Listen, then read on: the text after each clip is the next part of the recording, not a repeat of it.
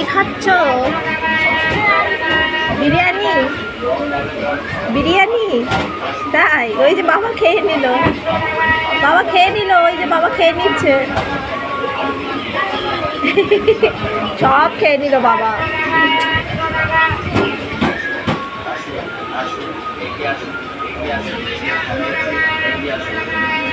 এখন বাজে হচ্ছে কটা বাজে এখন?